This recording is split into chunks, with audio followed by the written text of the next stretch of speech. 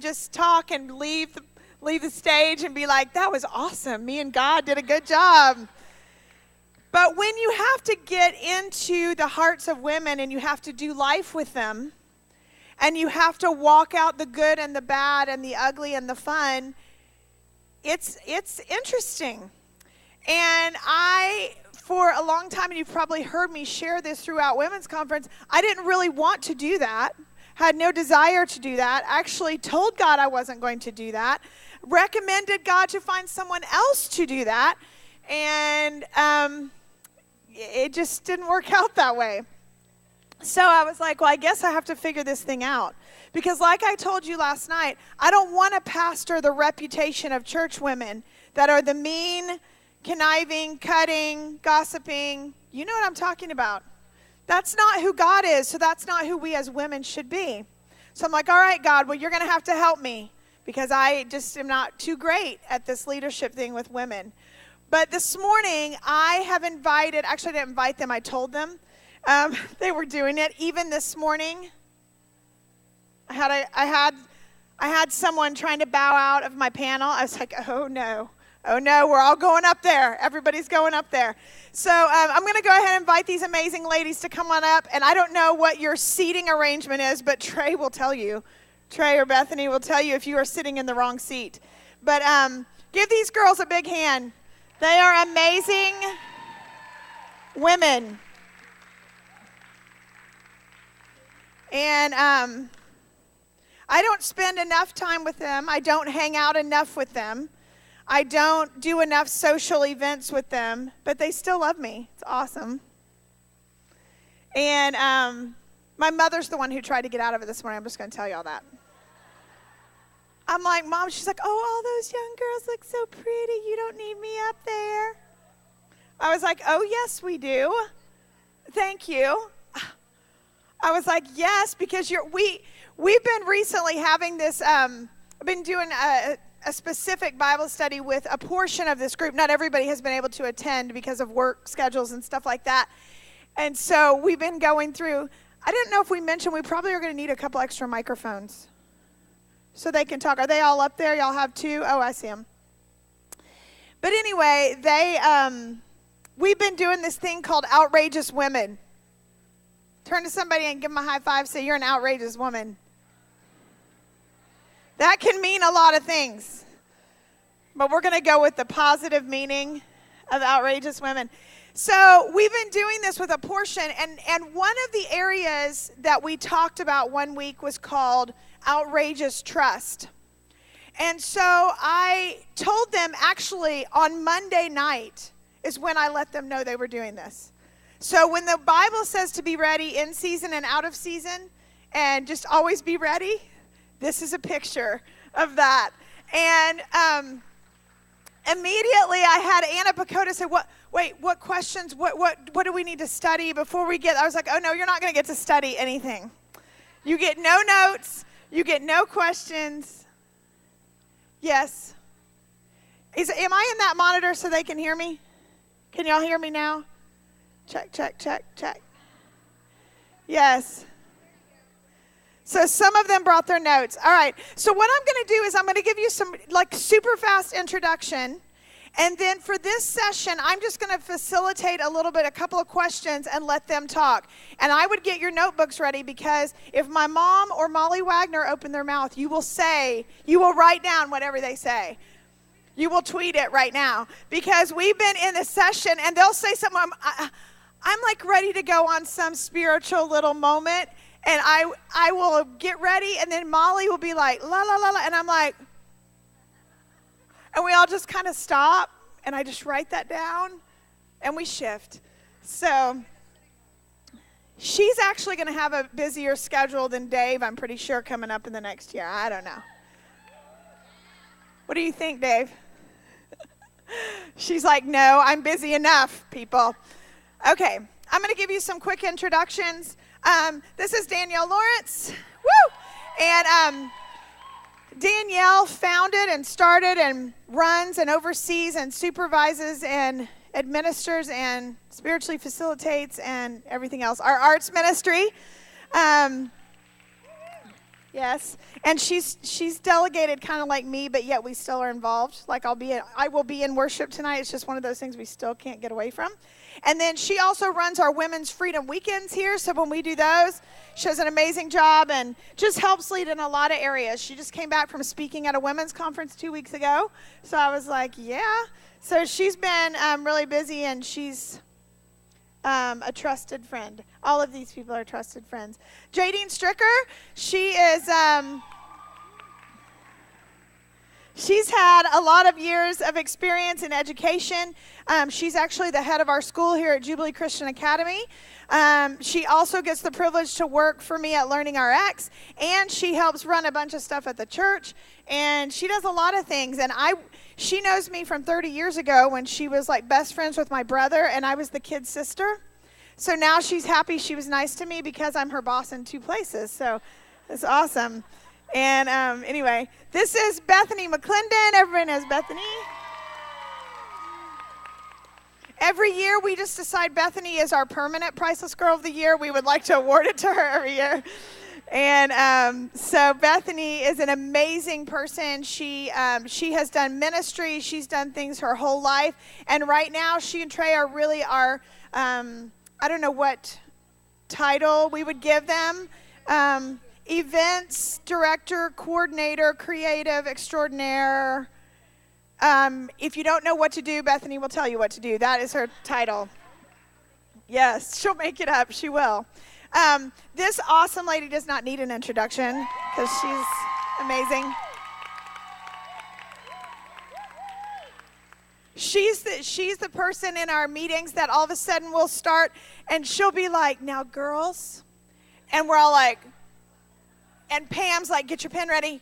And so she's like, let me tell you something. We were doing a session on commitment, which we were going to talk about this morning, but we're not going to go there, I think. But she was like, let me just tell you, leaders don't have an option to be committed. And she just says it with a smile, like it's no big deal. And we're like, oh, yeah. So anyway, but she's amazing, amazing pastor and an amazing mom. And she's awesome. So I won't say more than that because I'll cry on that one too. This is Mary Lynn Benitez. Everybody get up for Mary Lynn. Mary Lynn, and I'm going to give you a little bit of people's background besides their church portion, but Mary Lynn has been in the dance world, ballroom dance world, most of her life. She actually was competed. She won championships. She instructs. She judges. She, like Dancing with the Stars, she could be one of those judge people. She is one of those judge people, just not on that show. And she's been also a major part of our arts ministry here. And when we first started, she was a big part with Danielle as well. And now she just does everything. She has a big heart for outreach and a lot of things she's delving into right now in her life. And for the conference, she is the budget manager, and that scares me a little. We love her for that. I have learned these words. You should go ask Mary Lynn. I have learned those words instead of saying yes up front, so I've gotten better, right? A little bit. All right, next here's Karina Miller. Give a big hand for Karina. And Karina is, you want to talk about outreach extraordinaire. She has a heart for women and for people all over. She's one of the most real people that I know. You get the real no matter whether you want it or not, and I love that about her. She's an amazing mom and wife. She has owned businesses. She has helped run her husband's business. She has, and everything she sets her hand to do is a success. She's a Zumba instructor extraordinaire. And she's awesome, and I should go to Zumba so I could look like her. And which she encourages us to do. Danielle and I are her two of her little Zumba disciples, and Danielle actually goes. So that's the difference, right? We're working on that. Ask Karina. Anyway, she's been a very successful woman her whole life and just has a lot of amazing gifts and talents that a lot of people don't see because she's a behind-the-scenes person. But she's up here today. And she's got a lot of wisdom. Next to her is Althea Sauer. So, Althea, woo! Althea, she and her husband Frank manage all of our Connect ministry. They oversee all of that. And she does a lot of stuff with prayer and intercession and connect groups, and she is extremely gifted and talented. A lot of times when we do have women's events and different things, like for our network, she'll throw together like table decorations like in 5 minutes, budgeting.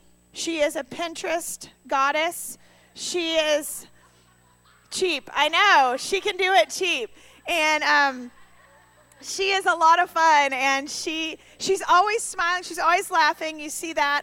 And she's an amazing mom. She has a lot with all her kids that she helps to manage and do, and a grandmother.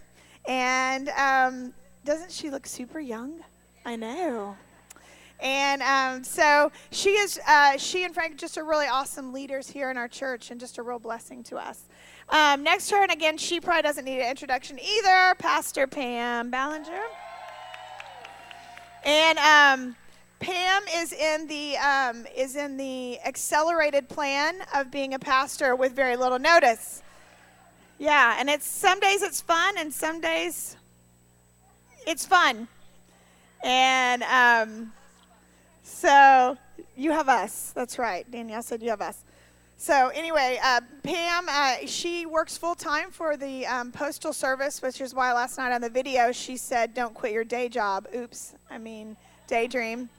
And because that is her daydream, is to quit her day job one day.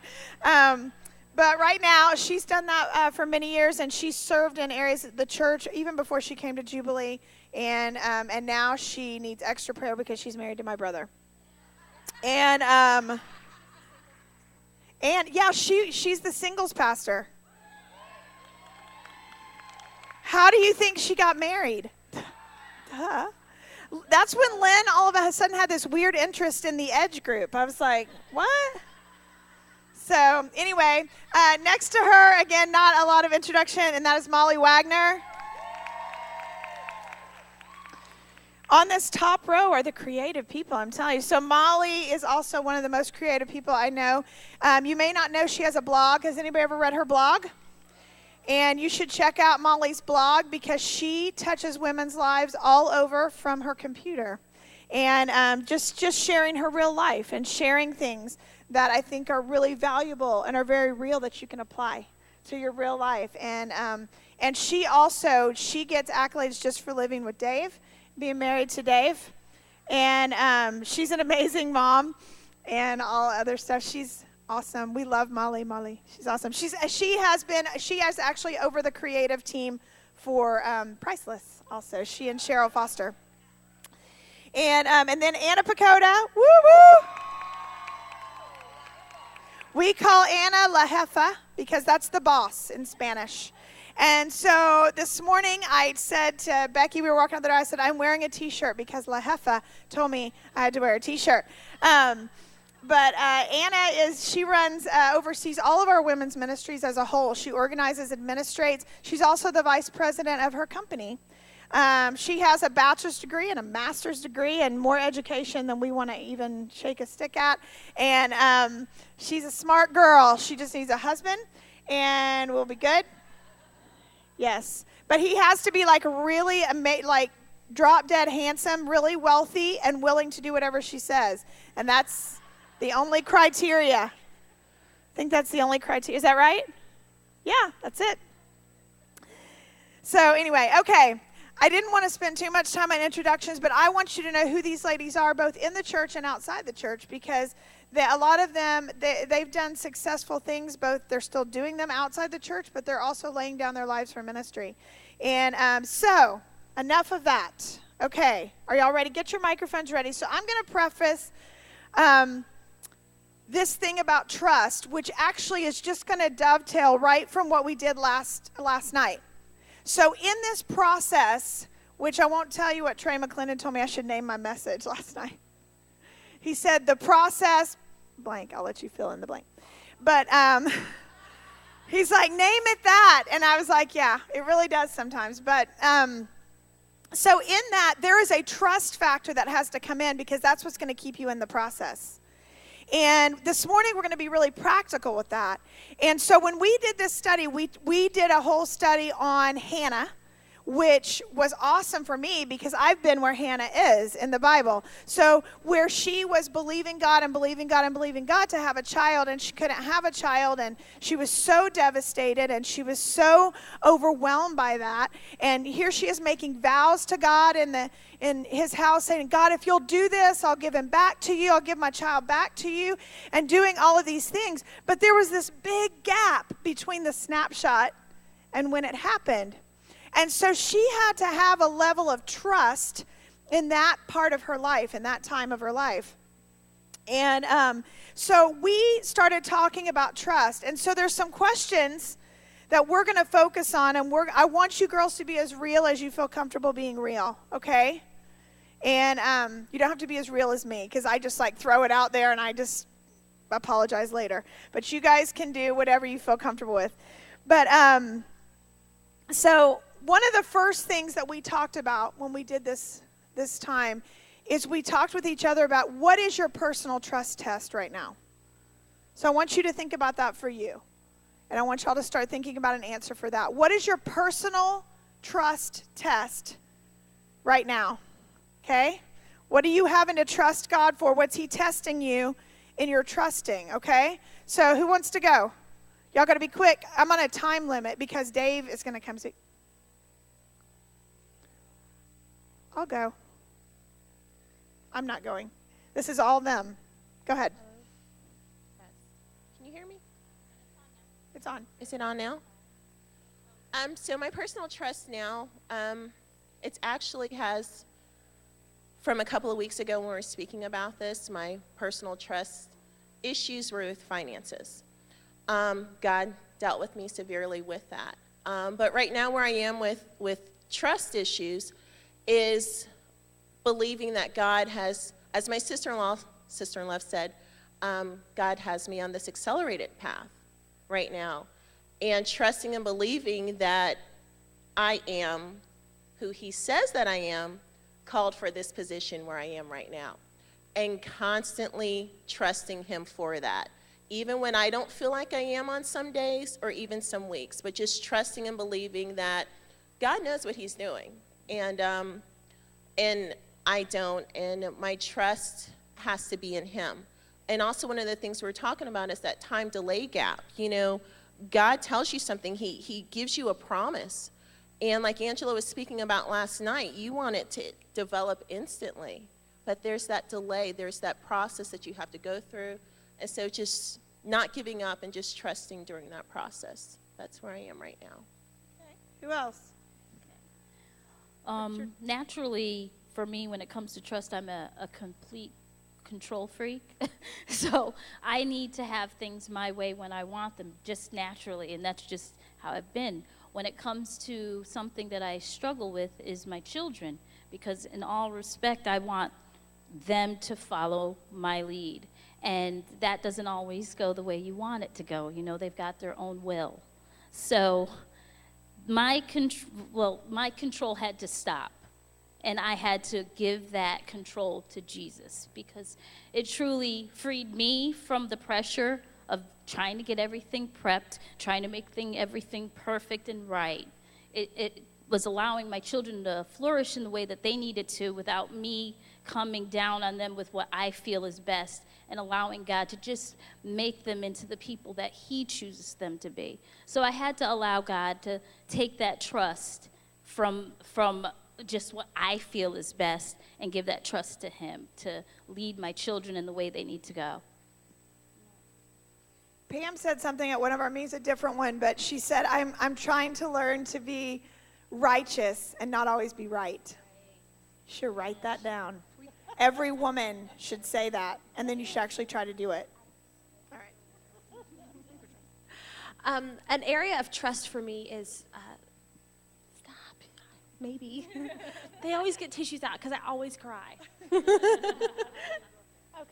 An area of trust, a challenge for me is insecurity, and the journey that my family has been on in the last 3 years has been a big place where I have to find my security in Jesus and what he says, not what I see, and not the physical challenges that we face with with Trey's disability, with his accident, or the limitations on finances, or the limitations on traveling, or God says we're going to go here, we're going to do this. Well, I don't see it. I don't see it with what income happens or what I'm physically able to carry. But I have to have a constant reminder that my security is not as a wife in my husband or in people or the support that we have, but it's truly from Jesus. And all the other things just add to it. And I have to find the reassurance daily that my security, that I trust that security comes from him, even when I don't see it possible. So. That's really good, Bethany, and we love her. I tell her every day that she's my hero. She's pretty awesome. When we feel like that we are overwhelmed, I just think about Bethany. And then I don't feel as overwhelmed. I'm like, oh, I'm really selfish. I'm going to just stop that right now. She's pretty incredible. I'm going to answer the question in a personal point, but I wanted to also share a verse that just came to mind while Bethy was talking. But Psalms 9:10, and I'm going to read that from the Amplified Bible. And says, and they who know your name, who have experience and are acquainted with your mercy, will lean on and confidently put their trust in you. For you, Lord, have not forsaken those who seek, inquire of you, and for you, on the authority of God's word and the right of their necessity. It's a pretty awesome verse, but, a lot of times I was thinking about this when we were doing our meeting about trust, is that we are believing and trusting God for something, and then we suddenly forget everything that he's already done for us. And it's like we forget that we're already acquainted with his ability. We're already acquainted with who he is. And so sometimes we read the story about the Israelites and we're like, what's wrong with those people? Why are they not trusting? Didn't they see that God did all these things for them? And then we do the exact same thing. I guess I do that. I don't know if you guys, but I do that. And for me, I guess, just realizing that the process is not exactly the way that I wanted it to be. I'm a planner. I plan everything. I plan my day. You wouldn't think that, but I plan everything, and I like to plan other people's lives too, and things. And I like things to be a certain way. And for me, even as Angela was speaking yesterday, that image, I could see the image, but the process looked different for me. It's like we want to actually determine what that process is going to be like. We want the process that's going to take me from A to B to look a certain way, and we figure it out. It should be this way. And so, but God is in control of the whole thing. He's in control of that process too, but we like our own process better. So for me, just realizing that because of the process and because of the way that he's taken me right now, and because I didn't get married at 22 and I don't have 3 babies already, I've been able to do things I would have never done before. And that process has looked different, has felt different. Anyways, but for me right now, to answer the real question, for me right now, it's just trusting that, he is able. And I've been saying that a lot recently, but he is able. Just remembering that he's already done all these things and that he sees ahead better and that he knows the process better. But for now, honestly, living alone at almost 30, I'll be 30 in June. Who wants to look like that at almost 30? Seriously? Aw. You look awesome. Aw, thank you. You're my welcome. Friend. But yeah, at almost 30, and I love my life. I disciple a group of young girls, and I love the fact that they see that, that you can be single and successful and go girl power. But just living alone, and I know I'm way past my 2 minutes. We weren't supposed to take 2 minutes, more than 2 minutes, but I'm almost done. But just living alone and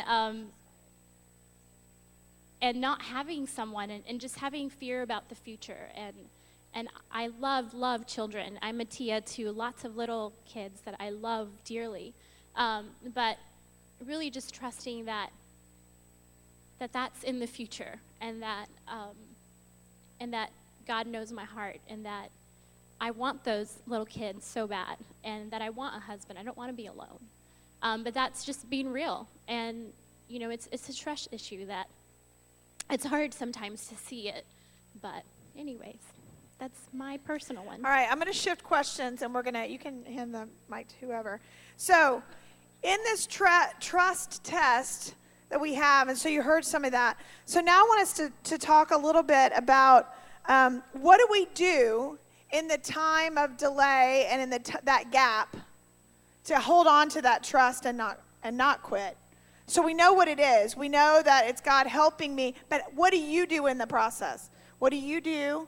What do you do to hold on to that trust in this delay time? So, Karina.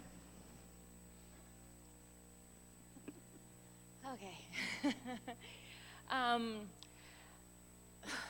This is really hard. I've been in probably one of the most difficult seasons in my life for the past about 2 months, a little bit over 2 months now. If I can describe it, from my point of view, I have like this perfect like town and country type magazine life where everything is perfect. I have the perfect husband, the perfect children, everything's perfect in my life. And then all of a sudden, everything just gets stripped, and my peace and where I found that it was my security just gets taken out of me. And I would go up and I just cry out, God, where are you? I thought I was your little girl. How can you allow this happen to me? Haven't I been faithful to you? Haven't I done all these things for you? Haven't I still doing all these things for you? Why? And it's in those moments where the enemy starts throwing everything that he can at my mind and telling me like all of these things that they are not true, because that's his specialty. He's a liar. But it's in those moments when I feel that I'm beaten down that I have to grab my sword and my shield and my belt of truth and my plate of righteousness and my sandals of the gospel and my helmet and say, this is not what he say that I am. This is not what he say that I am. And I just have to grab a hold of that and fight back, because he has given me the tools to fight back, because the God that lives inside of me, it's bigger. And I just got this revelation a couple days ago, because, we can get intimidated by the enemy and his lies. And God spoke to me a couple days ago, and he says, if I am not intimidated of the enemy, why are you? And I was like, yeah, why am I? I was like, yeah, why am I? If you're not intimidated at the enemy, why am I? And I start fighting back. And I'm telling you, even this morning, it was difficult. And I just have to grab myself. And I literally stood in my front, and in the front of my house. And I stood up. And I went and I'm like, grab my imaginary sword and stand up. And I'm like, I'm fighting back today. You know what? And it's not that it's in my power to do it. I would be crazy to think that I can do this in my power, but it's in the power of the one that lives inside of me that I can do it. So if I can give you anything about just going through that process, and what do? It's like, do not quit, and remember who say that you are every single day. And remember who he is, because he's the one that lives inside of you and gives you the strength to push through and to give you the victory. Amen. I'm gonna give you four W words. Some of you need to turn your weeping and your worry into worship and warfare. When she was just talking, and so when we were talking about Hannah, there was a season of weeping, and she turned it into worship. And what I just heard out of Karina, there's been a season of weeping for her that she has turned into warfare. And so, we need to take our weeping in the season when we don't see it, and the disappointment and the worry of what if it never happens, and what if this goes wrong, and what if that. And you need to turn your worship, just like Karina said. You need to know who you are. And you say, no, wait a second.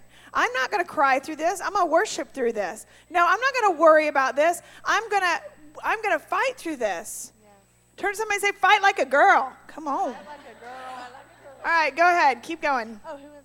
Oh, go ahead. I didn't know who had that. Danielle. I have the mic now. Okay, so my answer is not as heart-wrenching, but Karina always makes me cry. So anyway, I believe that when you're going through the process, when we talk about the process, it's like we're going somewhere, right? You're looking for that place to go, because we talk about destiny and things like that. And so when we think about destiny, it's such a giant word, like destiny. It's like, what is that? It's like this big giant thing, and I think that the process is the destiny, part of the destiny, because destiny is every day. And so I believe that in the process, what's so important is, well, for one, I don't think the process is ever over, and that's comforting. But anyway, I think it just changes. And I think that it's so important every day that our focus is obedience. Because when we really seek God and we ask him what to do and where we are, he speaks to us and we listen, and when we obey. And when we obey him, then we are in our destiny. And we can impact other people, and that's when we're impacting. We're constantly changing. And so I just think that obedience is extremely important every single day, because we're always looking for that next big thing. But this right here, that can be the big thing if we listen to him and we do what he tells us to do.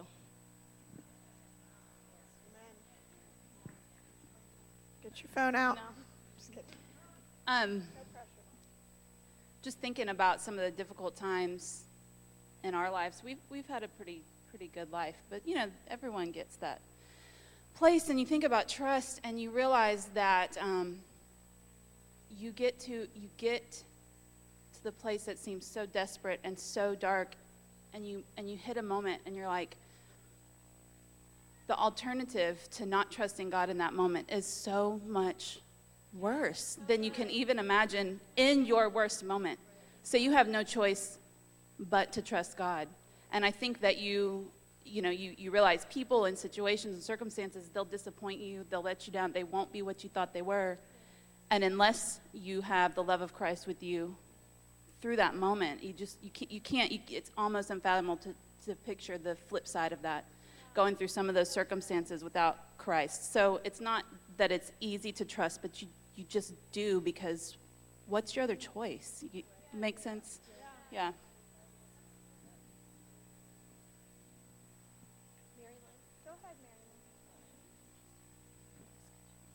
Everybody's like, Mary Lynn's going to speak. I think that sometimes, I know for myself, I've heard a lot of this before, like I can even say decades. It takes me decades to get things. But when you're going through the process, there's some of us with the personality that when we hear keep your eyes on Jesus, what we do is we keep our eyes on the snapshot. And that, for certain personalities, puts you in a cycle of striving. When you're striving, you're not resting or trusting Jesus. So it really, like we even sang it today, and I've sang that song how many times? You put your eyes above the waters. Well, I got a picture of myself.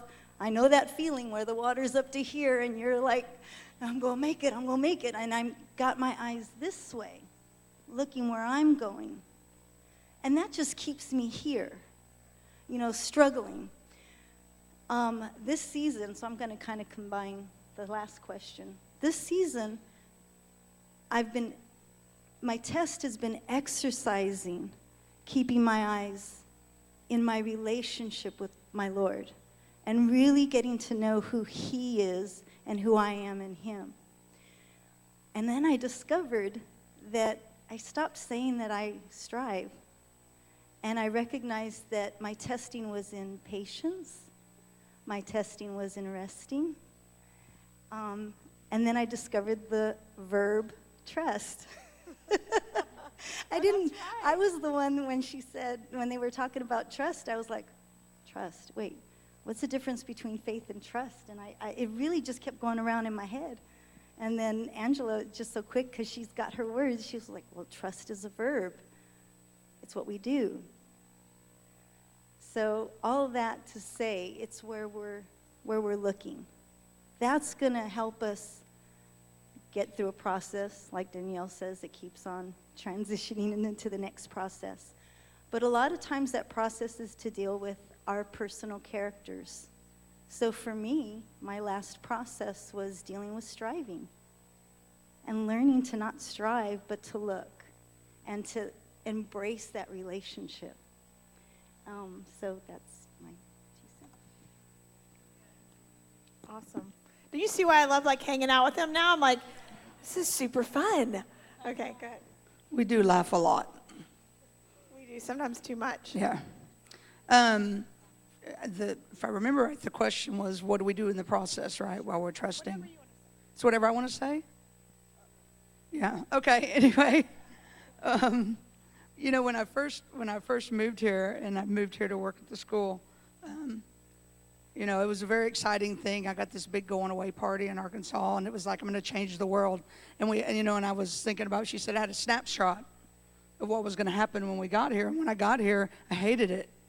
And I thought, God, you hate me. That's why you sent me here, right?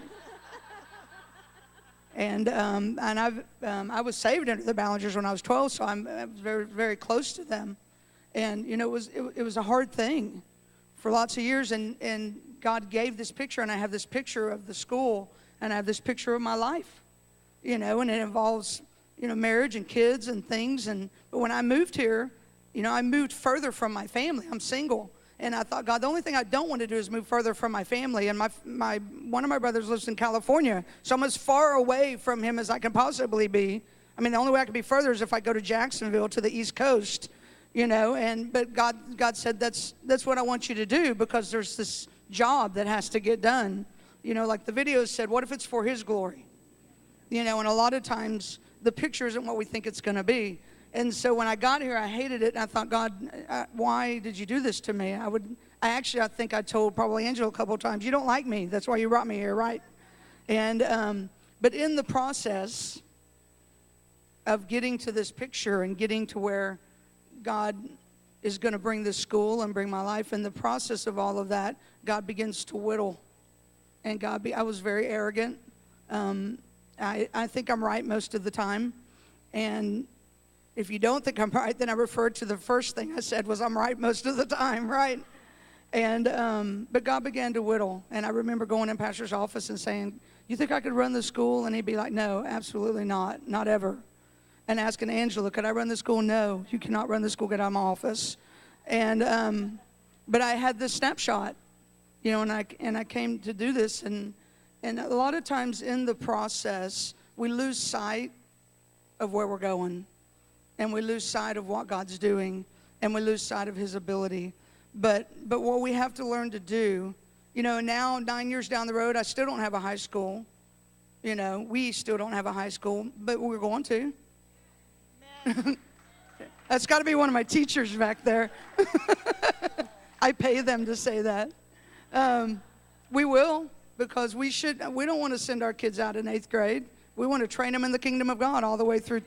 You know, and now I talked to Marvin Barham about a Christian school in Little Rock, and we're talking about Christian schools in other nations. And so now, not only has God kept the same snapshot, He's expanded the picture, right? Because we trust. And the thing you do in the meantime is, and this is what I think every day when I get up and think, God, I don't know. Today I don't know if I can do this. But every day I get up and I say, I'm going to love the one that's right in front of me. So in the process, you love the one that's right in front of you. You love that kid of yours. You love your husband. You love your church. I'm going to go to church. I'm going to serve. I'm going to love. I'm just going to love I'm going to love the person in front of me. I'm going to do the job that's in front of me, and then I'm going to let God take care of all the rest. One more thing really quickly. No, go ahead. About what do we do when we're in the process? I have 2 things. Very quickly, probably about a year or 2 before Trey's accident, Angela spoke a message about asking God for your daily portion. And sometimes that's not necessarily even for the entire day, but sometimes it's moment by moment. And so I would rehearse that verse about David, God asking, God, give me my portion. And my portion is to make it through this next doctor's visit, this next hour. God, I need you to help me here. Or I need you to help me just get my kids in bed. Just let me get through this next 45-minute process. But as women, we try or at least I do, I make like, Trey's like, okay, that was a very long series of questions. I'm like, okay, we need to do this, we need to do this, we gotta go to the store, and I have to do this, they need baths, and we gotta go to the pharmacy and get this filled. And he's like, no. Let's just do one thing at a time. And so I have to stop and say, okay, God, for the next 30 minutes, I need you to give me a portion of grace to let me stay focused on where I'm supposed to get to. Because so quickly we can become overwhelmed and see the 8,000 things that we have to do that we don't get anything accomplished, that we don't get anywhere, but we go backwards in our spirit and in our mind. We go backwards. We get discouraged, we get overwhelmed, we get frustrated, we get short-tempered. And so, okay, no, let me just take a moment. Wherever that is, okay, God, then the next half a day, I need you to help me accomplish these goals, these tasks that I have before me. But give me grace, give me a portion of grace, not more than enough, because the grace that he's given me for this moment won't be good for tomorrow. It's only good for today. And yesterday, what got me through is not available anymore. But God, I need what it will take to get me through this next moment. And he is always faithful to provide that. And the second thing was words. That's why I have my phone out. My husband texted me. He's like, put your phone down. I was like, no, it's for a scripture. Wait, Trey told you to put your phone down? What? Thank you. Go ahead. Thank you. I actually said send Kleenex, and it's for my Bible. But a few weeks ago, I sent Angela and Jadine a message, and I heard, like, as audible as I could, the words of Pastor saying this verse, and I just like lost it in my car, and I was so overwhelmed because the presence of God just like showed up. And from the time, as a child growing up in this house, hearing him so passionate about the word of God, it was life to him. It was not, okay, this is what I have to do, but teaching us a passion for his word. This verse, sometimes we would almost be like, okay, Pastor, we have heard this so many times, but Psalms 5, verse 12, for you, O Lord, will bless the righteous. With favor you will surround him as with a shield. And the verse before this is what you do in the process. But let all those rejoice who put their trust in you. Let them ever shout for joy because you defend them. Let those also who love your name be joyful in you. So we have to choose joy, and we have to declare that in our lives, but we have to choose to trust that whatever it is that I need, he will provide it, and he will surround us with a shield, whether that shield is protection, whether that shield is finances or favor or peace. Whatever it is that we need, he will provide that, but we have to choose to rejoice and to have joy in the process.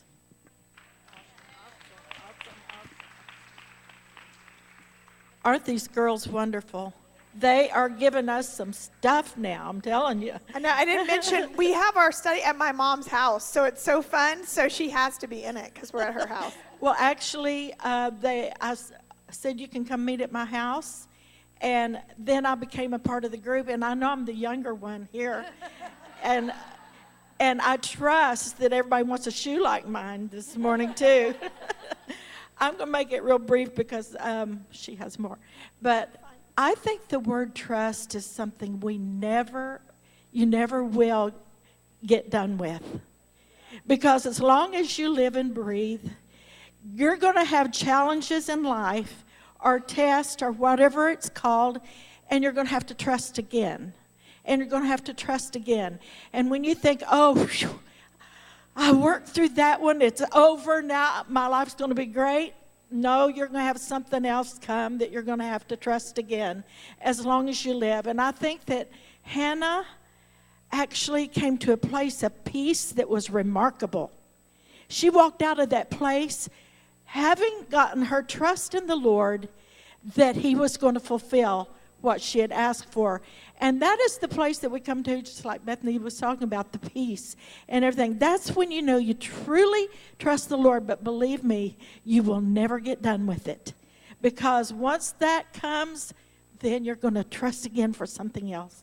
And again, because that's how God builds our character and makes us love him more as we see him come through for us over and over and over, because we did trust him. Amen. Go ahead. I'm not asking another question, so if y'all have anything else to say on this subject, it's fine. This is really quick. Just. And our Bible studies are supposed to be an hour, and we're always in trouble by the end. Go ahead. This is really going to be quick. I think a lot of times for me, and I'm just going to say it for everybody, but we just have to have a better attitude in the process. Because like Molly says, what other option do we have?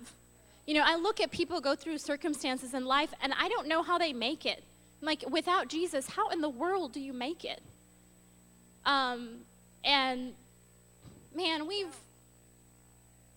we've not arrived. No one up here has arrived. But we've been through some crazy stuff in the last 3 years. Just crazy. And for me personally, I've had to really work on my attitude. That I'm going to embrace the process. And I'm going to walk this journey out. And I'm going to believe that I serve a God who is able, and that loves me, and that cares about me, and that loves all of these people here. You know, all of my most dearest friends are right up here with me. And I love these ladies so much. And I look at the things that some of them are going through that just, you know, like you hear Karina speak and you hear Bethany speak, and they're going through some really rough stuff. So I just want to just encourage you to just work on your attitude. I know that God's really been speaking to me about that, but embrace the process and love the journey. Amen. Go ahead. Grab the microphone because we're recording, so we want to hear that again. We may have to hear this again. I just want to give you guys a corporate word, this group, please. As women, we know friendship, we know love, we know blessing, we know this. And I'm so blessed this morning by this group. But here's what I feel like the Lord is saying to you corporately as a group. It's very interesting in Psalm 46 that he describes the river as her, not him. And I want to read you this verse. 46 says, I think it's 46:4, it says, "There is a river whose streams make glad the city of God, the holy habitation of the Most High. God is in the midst of her." God is in the midst of her, and she shall not be moved. God will help her when morning dawns. Ezekiel 47:9 says this, "Swarms of living creatures will live wherever the river flows. There will be large numbers of fish because the water flows there and makes the salt water fresh. And where the river flows, everything will live." God bless you.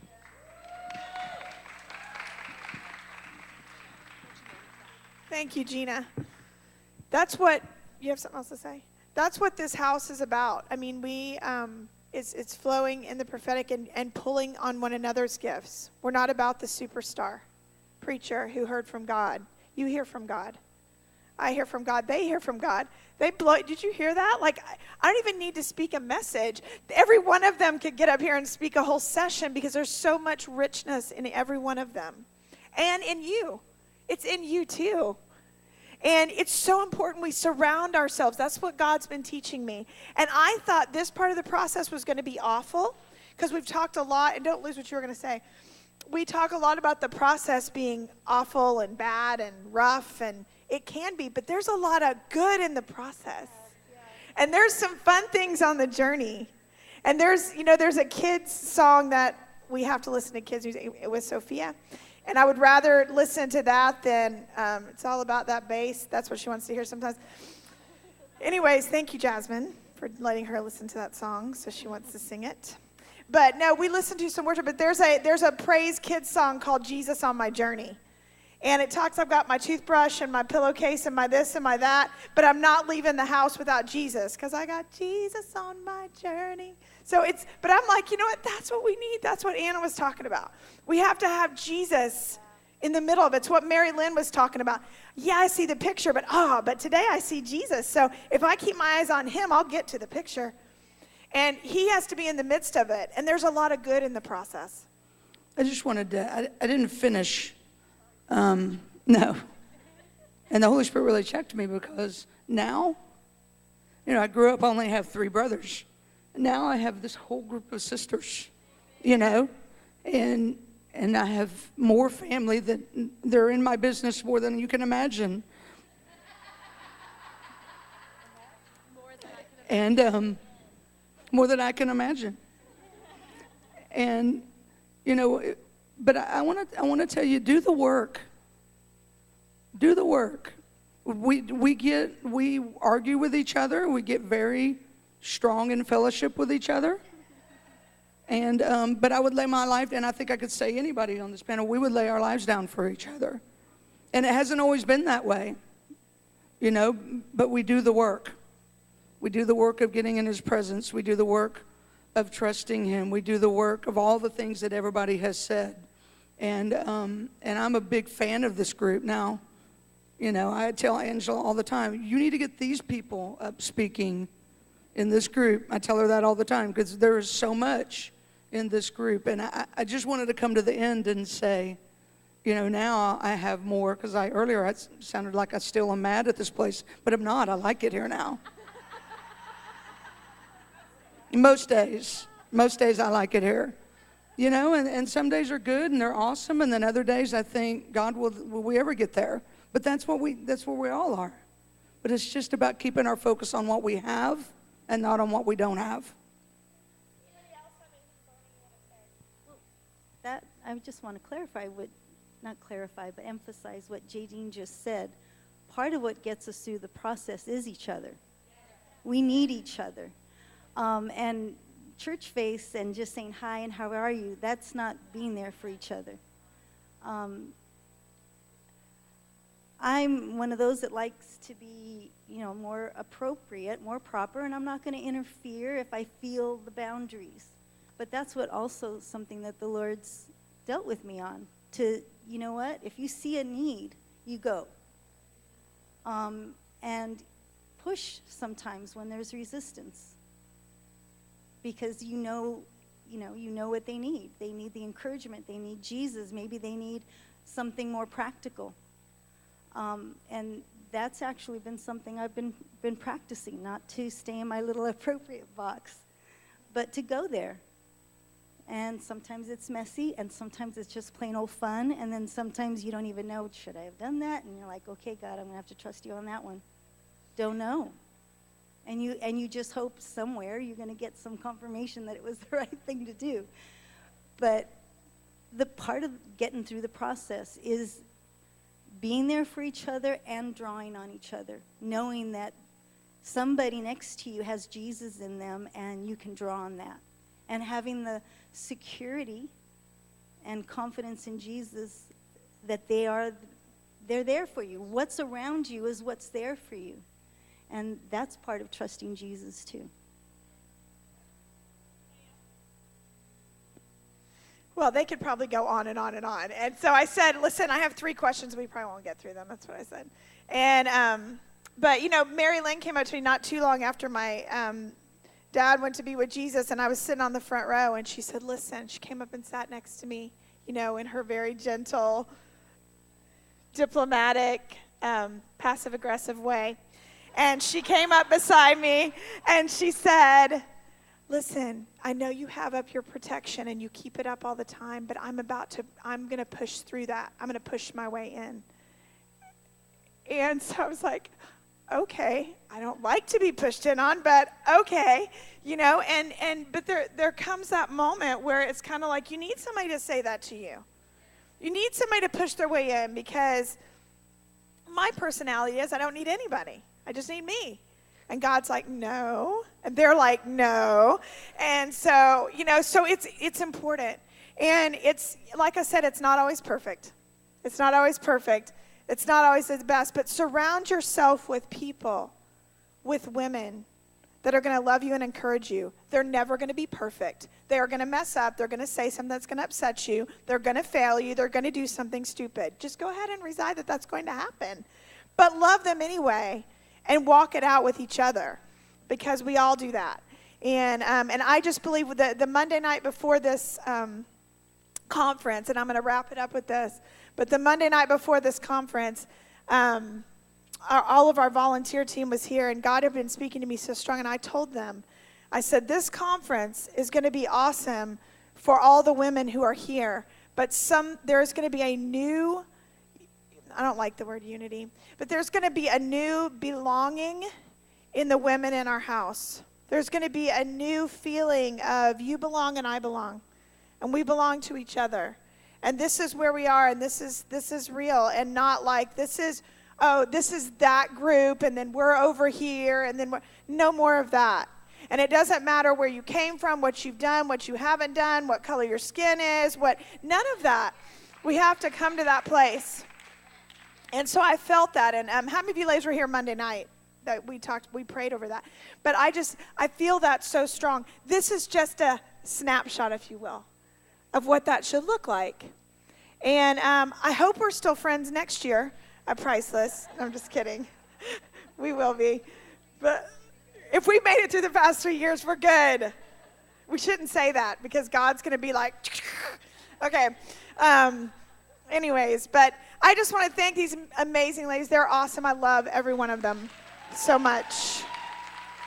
And thank them. Now tomorrow, the last session we're going to do is they're going to come back up and they're going to answer your questions. So you can send a question to pricelessconference@gmail.com. Pastor Aaron said last night at the Friday, he's like, oh, I'm sending a question in. I was like, oh my goodness. But anyway, it can be about anything. It can be about your life. It can be about your marriage. It can be about ministry. It can be about what you want for breakfast. I don't know. Just whatever you want to put on there. And I want these ladies to share what's in them. It will be anonymous, by the way. Sorry. And answer that. It will be anonymous, so we won't say your name. Oh, yeah, we're not going to say a name. They're going to be anonymous questions. You'll know if it's yours, but no one else will know. Yes, they're anonymous. So all the people you brought with you, they won't know that was your question about them. And sorry, I'm being the delegate up here speaking for La Jefa. For everybody. Speaketh. And it could be, you can ask or request for someone to answer your question if you would like. Specifically, like a specific yeah, like person. If you want my mom to answer your question, and it can be fun questions too. If it's from lenballinger.com, we will not ask those questions. Yes. Yes. We will not ask any questions from Pastor Len. But we will tell stories we know about him. Yes. Gladly. We have good stories. All right, listen, ladies. I hope that you got something out of this session. I hope that this encouraged you.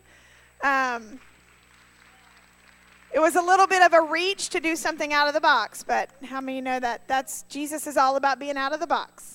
And so we're going to take about a 15-minute break, 15 to 20-minute break, and there's some snacks and everything out there. Go to the restroom and just refresh yourself, whatever you need to do, and go try on some lip gloss or something. Well, maybe not, because nobody's back there. Yes, you can. I'm hearing the yes, you can from behind me.